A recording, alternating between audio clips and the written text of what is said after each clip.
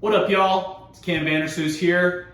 Welcome to 2023. It is January 9th. I just got back from Florida, so I'm sure that everyone has already received some sort of market update from the plethora of media that likes to talk about real estate in London, in Ontario, etc.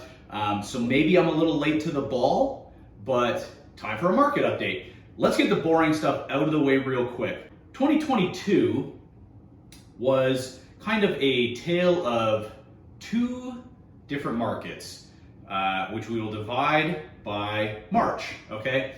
The first quarter of 2022, very hot, we all know that. The following 9 months were very consistent in that we experienced a lot of disruption from the Bank of Canada and the overnight lending rate, which led to a market that steadily did this and then did this and kind of flattened out for the last 3 to 4 months of the year. That was 2022. What happened in December? Well, December was very slow. At the end of the year, what we were seeing was new listing numbers throughout the months of, let's call it September through December, were about in line with the 5-year average leading up to 2022.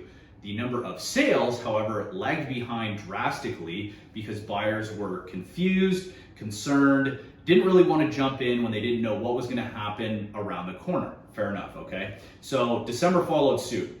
Decent number of new listings, not very many sales happened, okay? And the average sale price brings us to January of 2021. We fall right between December of 2020 and January of 2021. That's where our current market pricing is at. So that's very important if you are a seller, and it's important to understand if you are a buyer as well, all right? Look at sales that happened in January 2021. That will give you an idea of what your home might be worth today, all right? That's a starting point, okay? The other thing I want to talk about with December, because we turn the calendar year and often in people's minds, that is a massive thing when it comes to, okay, I want to buy a house. The past few years, what we've seen is very, very few active listings on the market starting in January, okay? What we've got, I wrote down some numbers here, which I'm going to reference to be accurate. Currently, we're sitting at 682 active listings in London right now at this very second, okay? That's a lot compared to where we were at last year, where we had about 111 active listings sitting on the market at the start of January in 2022. Now, we know what happened.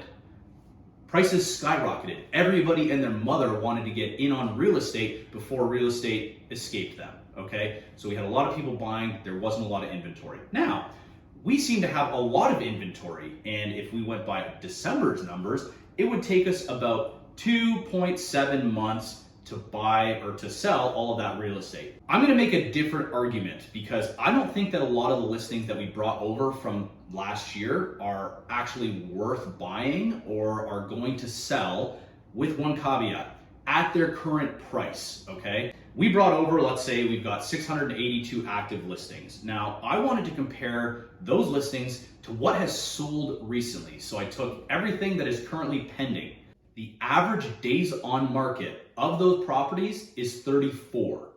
The median days on market for those properties is 25. So we can say, on average, houses that have sold recently took 34 days to sell. Now, if we compare that to the median number, most homes are actually selling within 25 days, all right?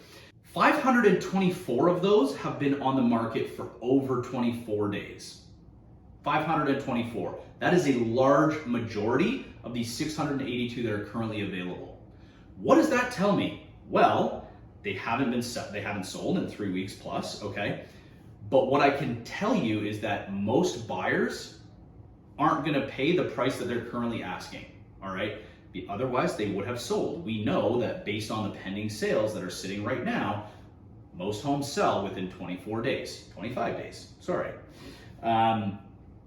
So unless something changes with those listings where they drop the price or they magically start to market them differently, they're not going to sell. A large majority of the listings that we brought over from 2022 to 2023 are not worth buying at their current price in the eyes of majority of people out there, okay?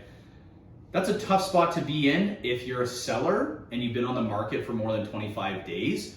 It's time to really reevaluate what you're doing and what your process looks like, because most homes are selling within 25 days, okay? And I'll argue that anything that was listed January 1 and after, if it's an attractive listing and it's priced well, it should sell within 14 days. That's the market update. Not very stats heavy, but kind of gives you an insight into where we're at for the end of 2022, moving into 2023 right now, okay? Later this week, I'm gonna make some predictions for what I think is going to happen in 2023, and we're gonna talk a little bit about interest rates and inflation at the end of the week, just because those are massively important for us as a society right now. Anyhow, thank you for tuning in. Talk to you later this week.